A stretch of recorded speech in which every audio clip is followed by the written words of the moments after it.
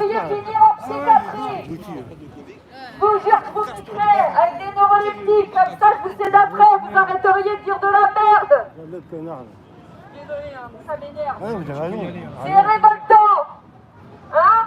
Vous êtes là avec vos caméras, avec votre soi-disant savoir, mais vous ne connaissez rien. Vous êtes juste là à parler comme des marionnettes. On vous met un prompteur. Vous n'êtes même pas là à faire votre travail de journaliste et d'enquêteur. On veut des vrais enquêteurs qui rentrent dans les entreprises. On veut la charte de voir Munich. tous les dysfonctionnements. La charte de Munich.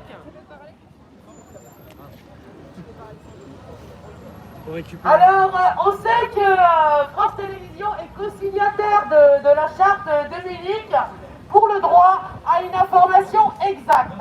Alors, peut-on considérer qu'un média, lorsqu'il ne donne pas dans son entièreté une information, mais qu'il n'en choisit qu'une partie, peut-on considérer que ce média est en train de manipuler et finalement, il est en train de soustraire le libre arbitre et le sens de l'analyse de ceux qui le regardent?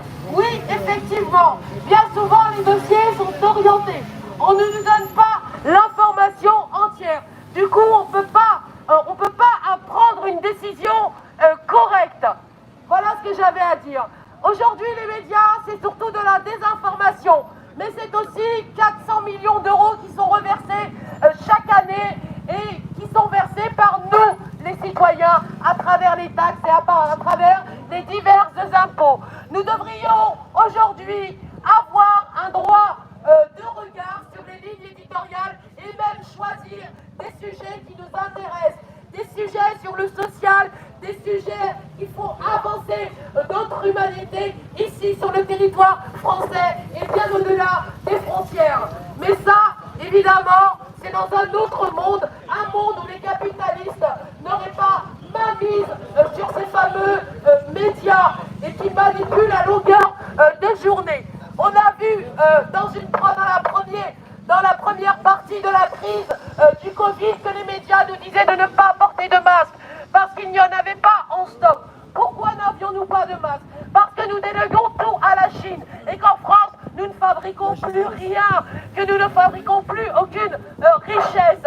Et du coup, nous n'avions plus de masque, ni de gel hydroalcoolique, ni de respirateur. Nous devions faire appel à la générosité nationale, à la solidarité nationale. Et aujourd'hui, comme on a trop de masques, il faut rappeler que chaque mois, une fois par mois, il y a 41 wagons qui arrivent par la gare de Valenton, qui arrivent directement de Chine, qui contiennent du gel hydroalcoolique et des masques. Et chaque mois, on reçoit des containers de masques en provenance de Chine. Encore une fois, on ne relance pas l'économie française au détriment, en fait, de la vérité des citoyens en France. Il faut savoir qu'aujourd'hui, on nous oblige à porter le masque parce qu'on a des surstocks, que DIM fabrique des marques. Mais DIM n'est pas une société, c'est une société privée. Donc il y a des marchés intérieurs qui ont été signés et finalement, nous nous retrouvons face à une obligation.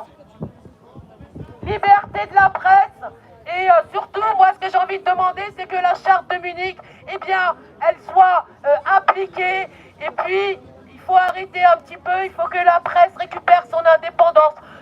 Personnellement, je ne suis pas contre la presse, mais je suis contre sa partialité et puis sa propagande. Parce que sa propagande aujourd'hui, c'est installer le séparatisme pour que les Français se battent les uns contre les autres au final. Et puis nous avons ce séparatisme qui sert finalement le capitalisme. Du coup, quand les citoyens